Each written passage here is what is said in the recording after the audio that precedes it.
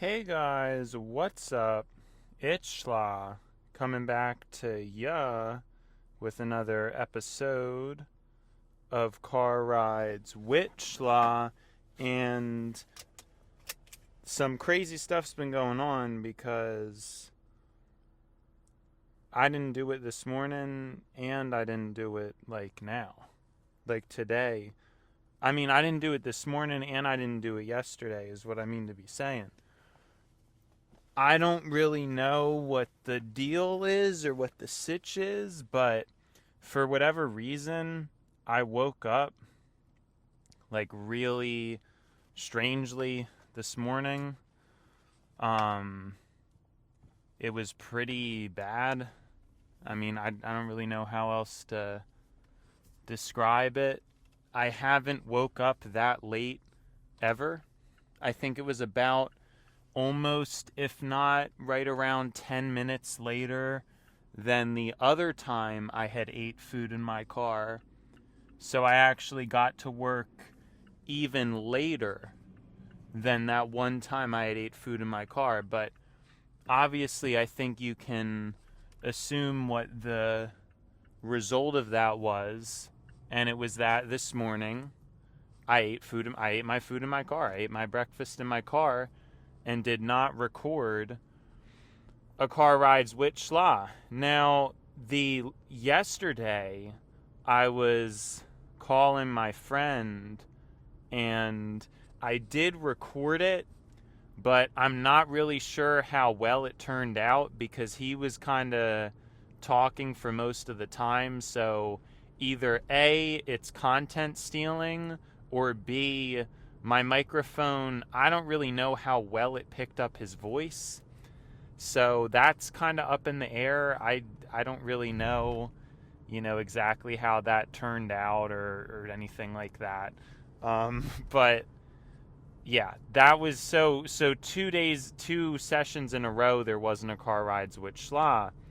And I don't know, it's just weird, again, the whole me waking up late thing, I do have sort of an excuse. I was getting another wisdom teeth headache and it was pretty bad.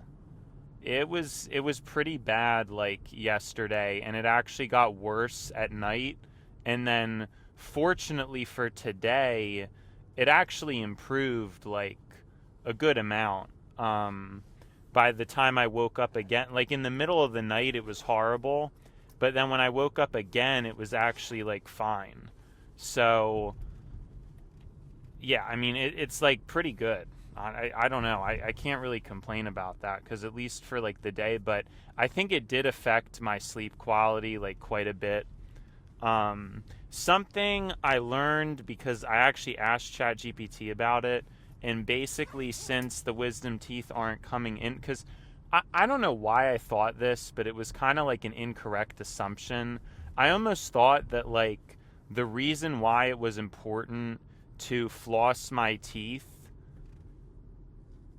every day and I would get the pain if I didn't was due to some kind of a muscle thing where it's muscle wise stimulating the coming in wisdom teeth was good for them because maybe it was all tensy and locked up all up in there. I don't know. So I assumed that's why flossing extra well in the wisdom teeth was important, but it's actually because I think the chance and ability for bacterial growth is much higher when you have those incomplete teeth in there. So the reason why flossing extra and even missing a single day of flossing would have such a profound impact is simply because it's just important to brush extra well back there. So now that I know that, I'm going to do that a little bit more consciously. Before I had kind of been doing it anyway, but again, it was more of this theory of some kind of massaging effect, or the jaw has some kind of a massaging effect when you brush or when you floss. And That's what I thought the thing was, but I mean, maybe I am correct with that, but I think the truth is that it's mostly some, uh, yeah, it's some other thing. I'm not sure what I was getting at, because I wanted to talk about something else. Yeah, that's what it's called. Never mind. So that whole time I was talking about that, this Dodge Journey really cut in front of me for like absolutely no reason, and then I'm right behind him anyway because there's a decent amount of traffic.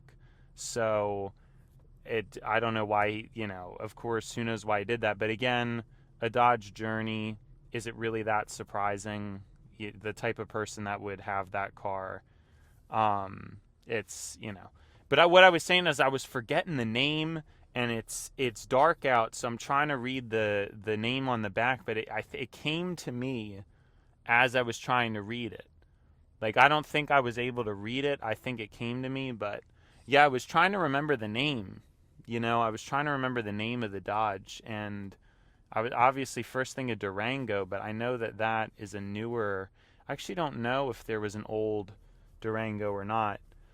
I'm not too good with old cars, but I know a lot of newer cars, or the newest stuff I may be a little less familiar with, but the stuff from like the 2010s I know fairly well, or at least I did. There's a good amount of residual information and knowledge in there, and yeah. So, but yeah, it's just more of the same, right? It's like more of the same. But yeah, I don't know what's been in, but so we're gonna be doing that. I guess I'm just gonna talk about it, even though it's a little bit weird. I might as well just talk about it on the show. I really don't want to get my wisdom teeth taken out. I've always felt that way. I don't know. I could be really stupid about this. Like, I'm not saying my opinion necessarily makes any sense. I'm not trying to act like I'm promoting people should, like taking out wisdom teeth is bad. To me, though, I just don't like it. I don't like the idea of losing my wisdom teeth. And I don't know, the guy behind me, like, it's almost like he has his high beams on or something. His headlights are like really bright. That was like crazy. I guess he didn't, but they were bright. It was just a RAV4 too, like maybe a 10-year-old RAV4. I don't know why the headlights seemed like so bright. I have noticed though because they were still the yellow lights, and I feel like the yellow lights, they didn't angle them down as much yet. Like, now that we have the blue lights, I noticed they do try to design them to angle downward, whereas some of the yellows were still outwards. So yeah, I don't know. I don't know why that was like that, because yeah, the yellows usually aren't that bright, but those were like really bright and kind of in my face. But I don't know why they would have had high beams on. Anyways, I just don't want to get rid of my wisdom teeth. I kind of like it. It's like a motivator for me to floss. I honestly think if it wasn't for the pain of my wisdom teeth, I would have never, because like I would get into flossing, then I would lose interest with flossing. It would be like this on and off thing, but it's because of the pain with the wisdom teeth that I've actually like really gotten into flossing, where I do floss like a lot. Sometimes I don't floss on the weekends, but I'm trying to get back into that. But I do floss twice a day, Monday through Friday. So my dental hygiene is far above the average human on this planet. Even if I don't floss on the weekends. I also brush twice a day, obviously, Monday through Friday. And I only eat twice a day as well. And the timing is pretty optimal as well. It's, about an hour after I eat. Maybe like a little less. So everything is like pretty perfect in that regard. And yeah, I obviously on the weekends, like sometimes I don't brush my teeth until just nighttime, so I might only brush them once.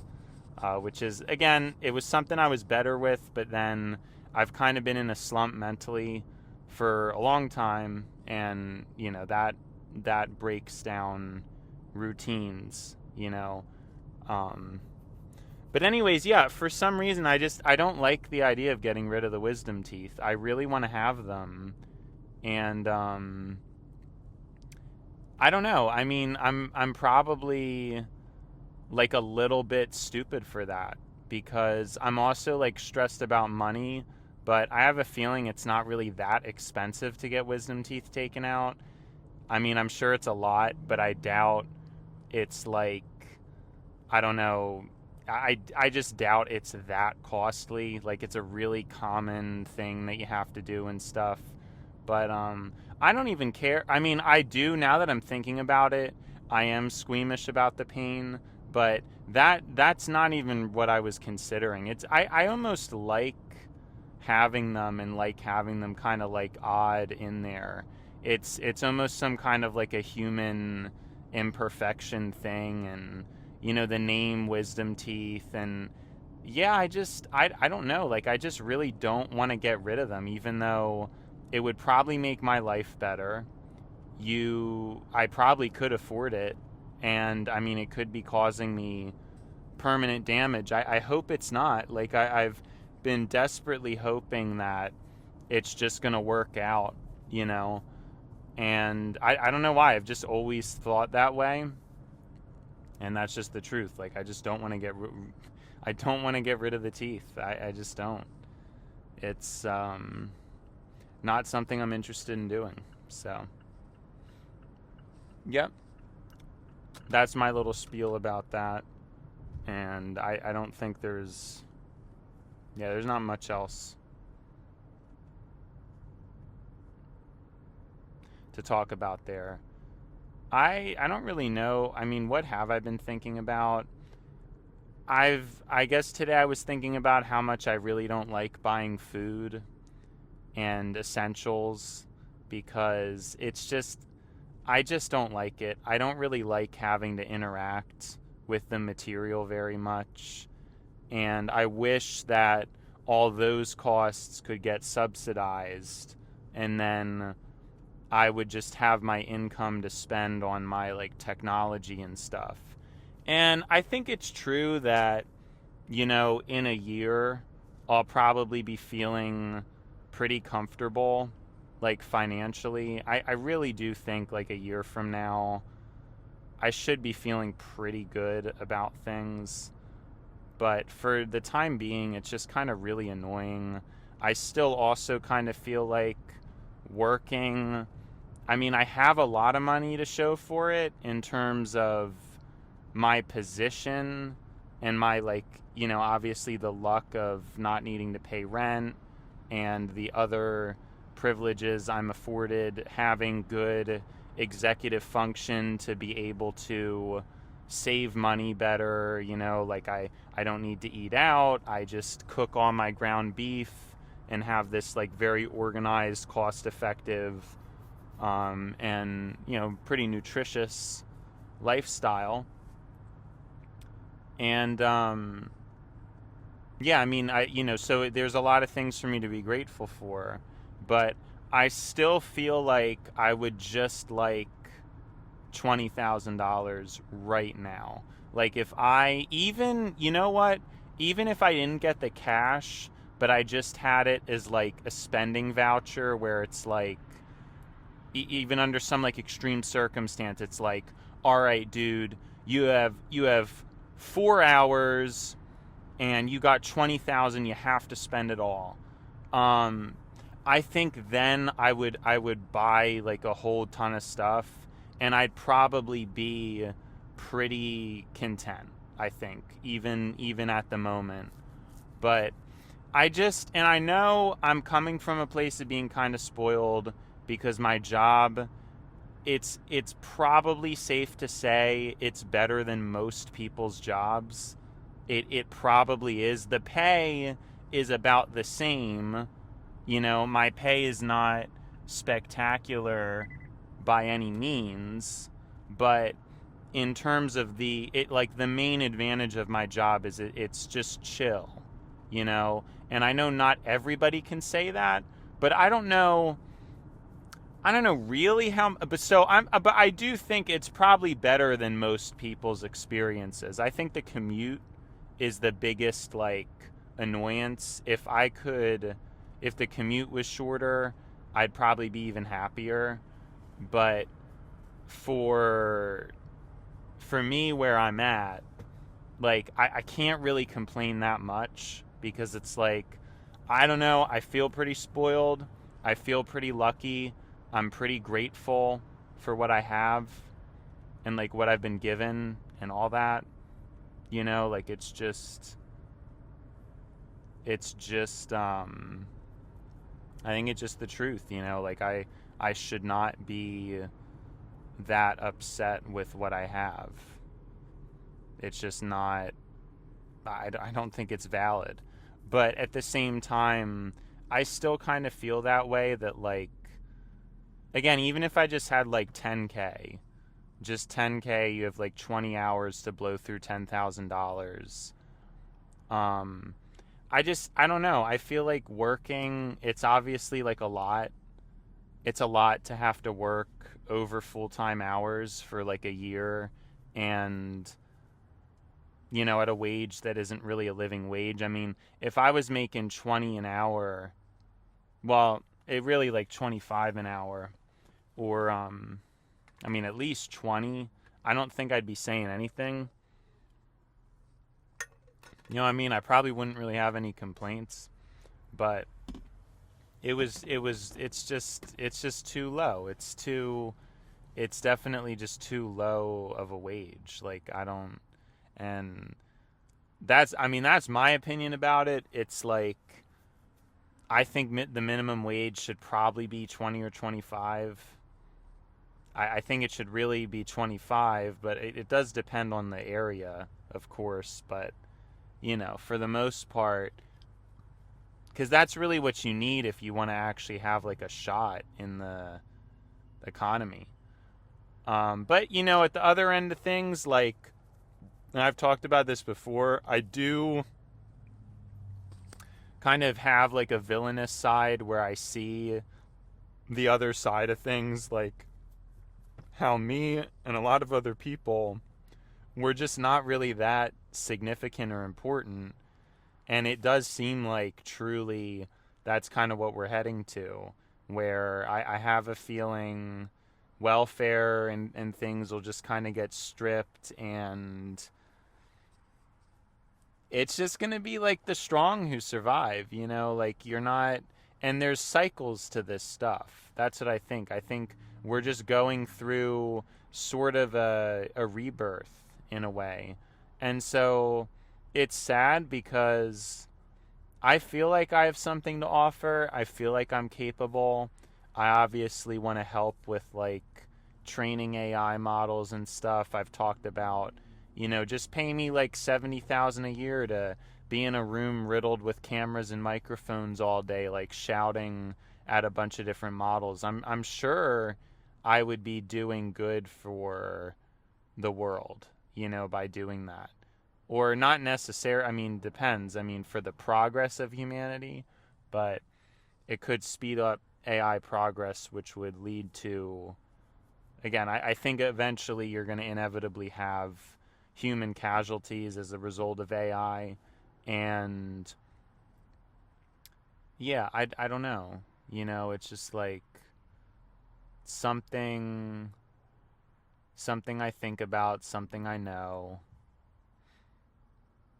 I'm trying to see. So, but I have these two sides where it's like, on one hand, I see how some people do think that, like, oh, well, you know, if you're making such a low amount of money, you should. Because it's like, I'm not really doing anything that significant to society. And if more money's allocated to richer people, then you could assume that things could be better. It's just that the problem with that is that a lot of the people who are rich, they just don't seem like they're as smart as you would think. Like, I don't know, and there probably is a lot of, like, greedy intent with things and stuff. I mean, I guess if you could take that out, like I've talked about it before, I actually support elitism to some extent, and I sort of support what's going on in terms of a societal trend, but I think it's being done like a bit too brutally, if that makes sense. I think we're kind of on this trajectory where humanity is coming to terms with the fact that private property is just like a thing of the past, at least for the masses it is. And that's why you're seeing all these like loan kind of systems come up, and basically that's the name of the game, is like buying, like, you know, paying things on subscription, not really owning anything. That's really where we're going to end up. And it's really not a bad thing necessarily. It's just the problem is I think you would need humane guardrails, right? So, like, sure, you can have a 50-year mortgage, but let's make sure that even with that 50-year mortgage, like, you're still okay. You know, of course, it's kind of a ripoff. Of course, you can't build generational wealth, but I think it's okay as long as you're able to survive, you know, as long as the interest rate is a relatively low percentage and you're able to, you know, do the things you want to do. Have fun, enjoy your life, you know, and live reasonably. I don't really think there's anything immoral about that. And I've heard politicians talk about it. I've heard them talk about, oh, like, you know, give people the opportunity to build generational wealth. This is something that's floated. And I actually kind of push back on that a little bit. I don't think generational wealth is really a good thing. You know, it's like and both, I think both sides do it, but if anything, you kind of hear it from the Democrats. At least that's really where I've heard it from. I don't really think I've heard it from Republicans, but and it makes sense because the whole point is I understand the whole point, because it's basically like people working class, it's so poor, it's so bad that like you can't build generational wealth because like I'm probably never going to own a home. You know what I mean? And so I can't really get anywhere. You know, and that's what they mean. I know that's what they mean, but I do have a bit of a critique of it because I think building generational wealth is like actually the whole problem. You don't really need to build generational wealth. Why should anybody really have generational wealth? Like, wouldn't I think the world and what we would actually want to do is design an economy where you don't need generational wealth. People don't really think about that. That's like rent is good enough to where you don't need to live with your parents, where it doesn't matter if your parents are a homeowner or not. You know, costs are low enough to where your parents don't need to pay for your stuff or like pay for food or pay for college. That's really what I think an ideal functioning society would be. I actually think it's building generational wealth and the ability to build generational wealth that is the problem. I don't think people really should be able to, right? Or if you do, I mean, you can have some amount of generational wealth, but you know, it's not you really, if you really want to talk about inequality, you have to come to terms with the fact that, like, can every single American build generational wealth, or does it inevitably just perpetuate inequality? Which I think it inevitably ends up just continuing the perpetual cycle of inequality. I think that's just what ends up happening. And again, a lot of politicians, and the party doesn't really matter, that's just who I've heard it from, they say that, and it makes sense, but I don't think that's really, like, we shouldn't be trying to make it so people can build generational wealth easier.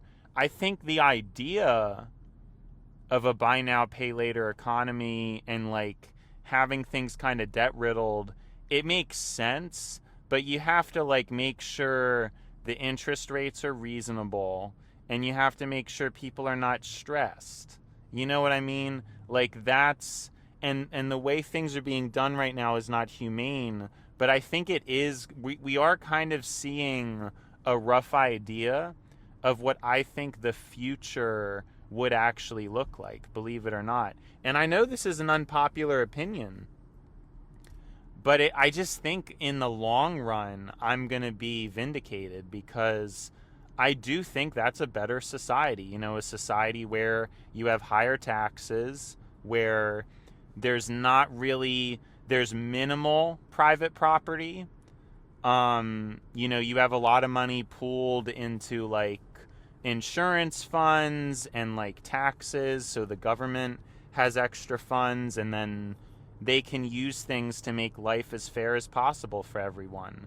Like I've talked about before, you know, we're living in the 21st century.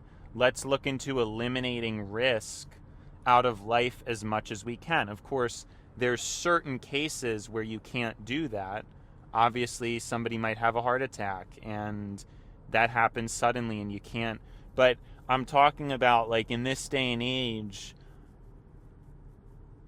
you get somebody smashes into your car and you're not covered even if you have insurance. Your life is just like ruined, everything you worked for, and it's not even your fault.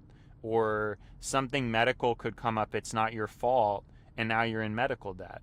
That doesn't make any sense. Like that stuff, it's stupid, you know? And that's the kind of stuff I'm talking about where, I mean, you can have medical payments.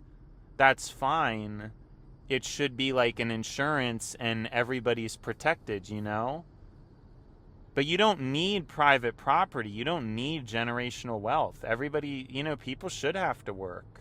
I don't think it makes any sense. I do agree that a very small subset of people could be elite. Just because I've talked about before, like there is an appreciation thing. Like I obviously have like a very high appreciation for the finer things, particularly with textures or like if I had a nicer car. And it's kind of a shame I'm not in that class. But the problem is it really, that elite class could not be relegated through generational wealth. Like it would have to be some kind of individually calculated basis, because you can't just have like a lineage and expect the DNA to be passed down. I mean, let's say in 10 years I do become a successful speaker, philosopher, whatever. Well, what if I become rich and I have a kid, but then what if my kid's just not that spectacular? I don't think he should just have a good life just because like his dad's rich. You see what I mean? So that's the problem when I talk about elitism. I'm okay with elitism, but it has to be like a merit-based elitism. And I don't think it can be to an extreme where, again, like the minimum wage isn't high enough. And you have like a lot of people, even though they're walking a straight path, they're living responsibly, they just don't, like, it just doesn't matter. That's a problem to me.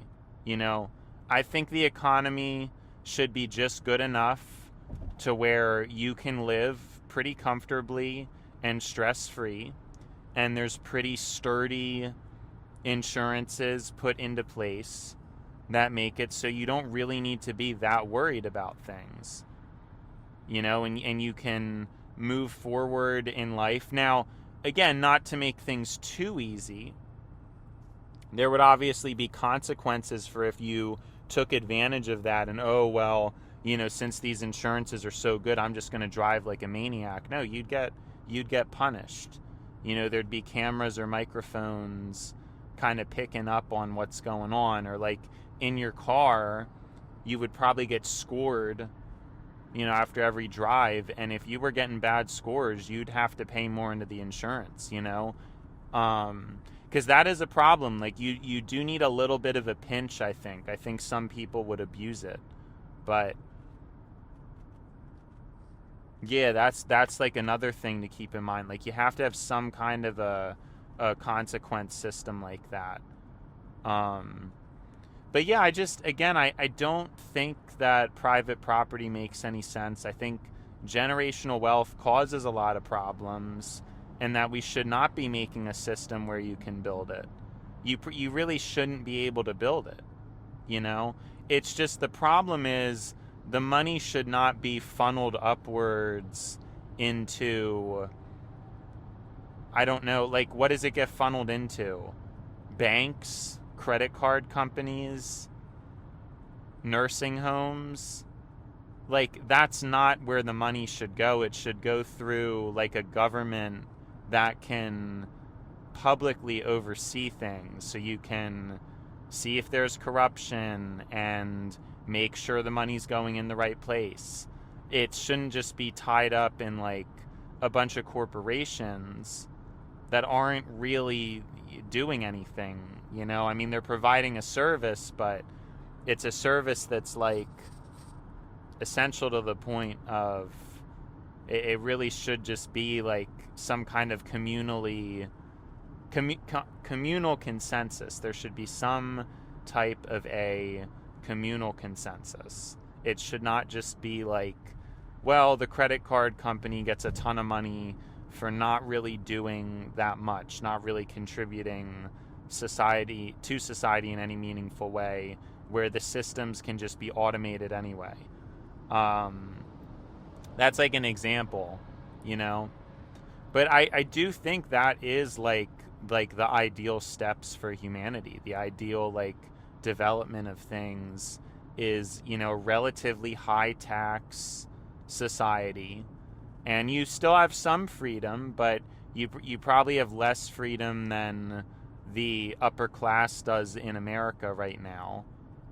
I just don't see how it's very conducive to anything, honestly. Like the low tax system that we have, it doesn't seem like it. I mean, if it was, then I could understand that. Like if you had an upper class, and like I said, it was selected based on merit, so you had people who had extra wealth and they funded it to different science projects, or they were funding and into different research and development about these different things, or I mean any various donating to charity, trying to do something good, like good things for humanity, technological progress.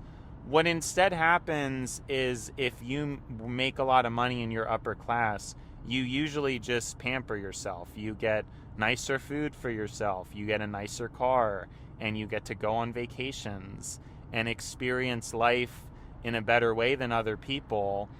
And sure, these things are likely good for you and your soul and your mind. I've talked about it before. I'm assuming living in an area with very nice homes and clean homes and like perfect grass and expensive clean new cars, that's got to do something to your psychology that's like beneficial. Like you are at an advantage, and it's nicer, it's better, it just is. And we talked about that a couple episodes ago. That affects your mind. Like having to live in a poor area, it definitely, it's not good for the mind, because we're supposed to just be in nature, which that's fine. But when you're in like the concrete jungle and you're in a bad area, it's just not good for the mind, so that it is there's a lot of systemic like disadvantages, and it's a pretty sad thing that is not really cared about or addressed properly. It's like very, I don't know, just a very like sad situation. I think that a lot of this stuff is not talked about. But that's what I'm saying. I do think like in theory, it's possible to have a fairer society where you don't really own anything. It's just that it can't be the way it is now, where it's like, oh, well, this company just happens to make a bunch of money off of it. Like, oh, well, because this bank exists, they're just getting a ton of interest. Like, no, that's not conducive to anything. That's not fair. That's obviously not what I'm talking about. That's kind of like, and it's important that I make that distinction. Like the 50-year mortgage, but the interest rate is like ultra low.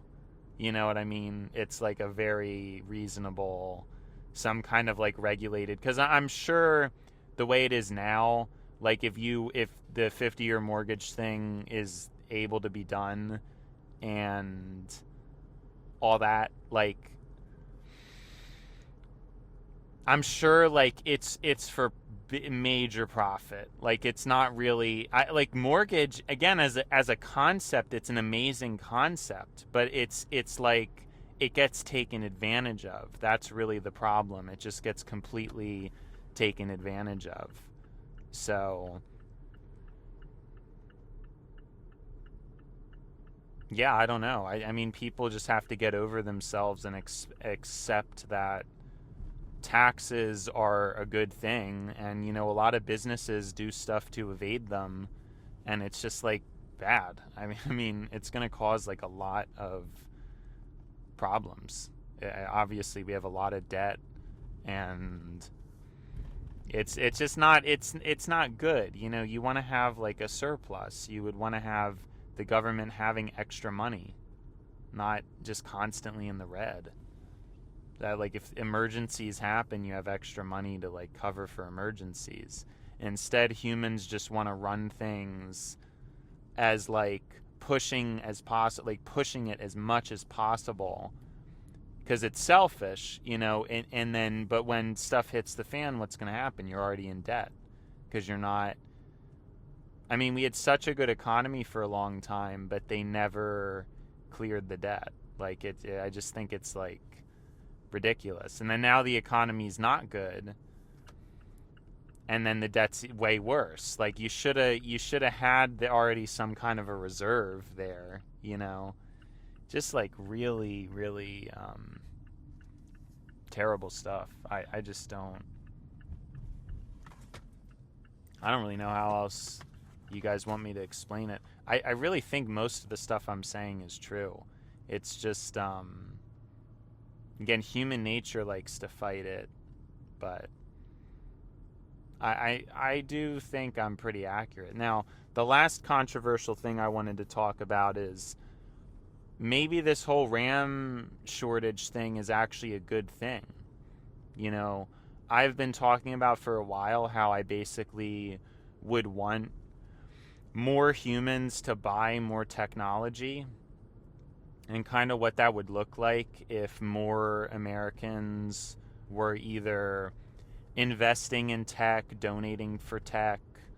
I've talked about before, you could have some kind of like stock, more investment in the company, because obviously buying tech constantly creates a lot of e-waste. But the truth is, like, I think too many Americans, like, they spend money on food, they spend money on vacations, a lot of these things that aren't very conducive to anything, Whereas, like, imagine if all the resources, everybody bought phones and computers, we'd probably be ahead technologically.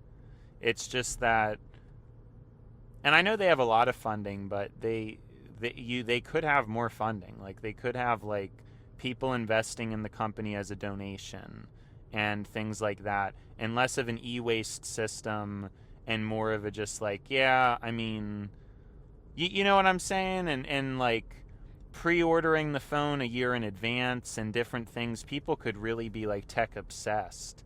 And a lot of Americans just aren't. They'd rather get food and get vacations, and those things do not improve humanity, or they don't enable the potential for an improved humanity in the same way that technology could.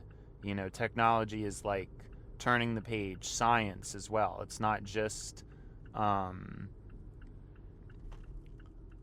it's not just tech, it's obviously science as well. You could kind of make my point in the same way, like it's like a pretty similar situation, or like a similar thing.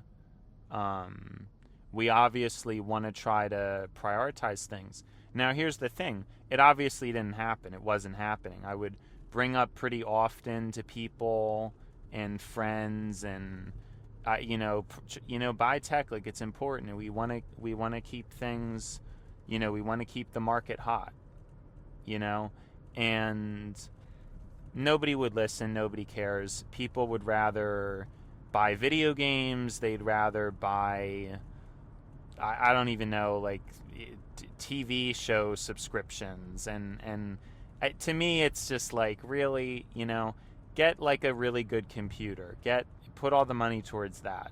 Don't be spending money on video games, don't be spending money on like subscription services. That's what I'm saying. And the truth is, the world would be a better place if we all operated like that. And when I see a company, I mean, sure, what they're doing is kind of trashy, but it's actually good because at least somebody's buying and funding the stuff.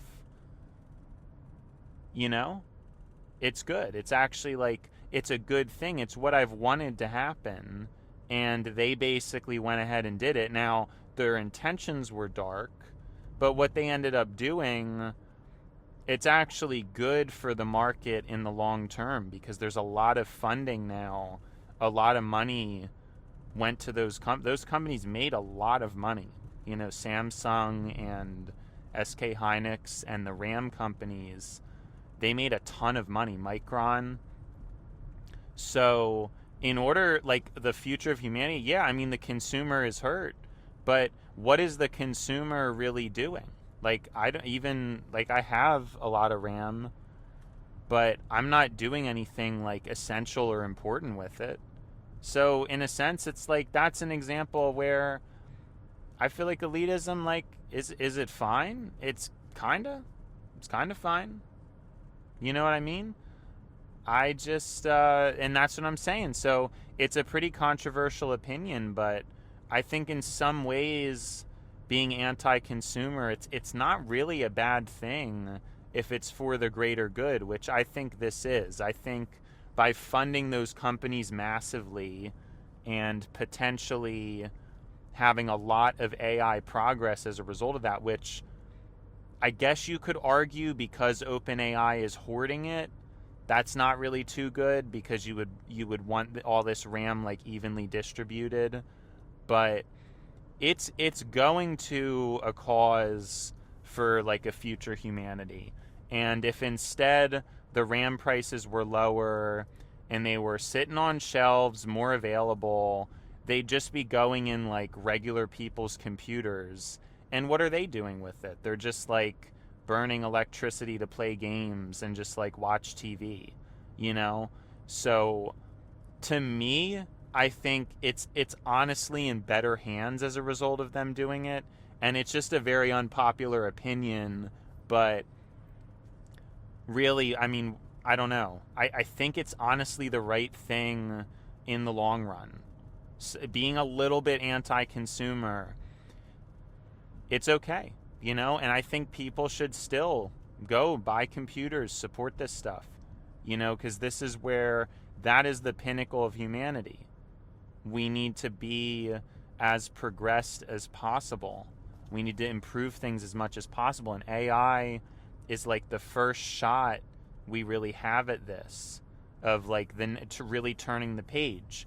But it's true. I mean, consumer electronics, they honestly could be worse, right? Like, you could argue if consumer electronics, like if the internet was slow, like TikTok didn't even work, the majority of people would probably be better off. The masses would be better off as a result of like not having access to TikTok. You know? That's a benefit.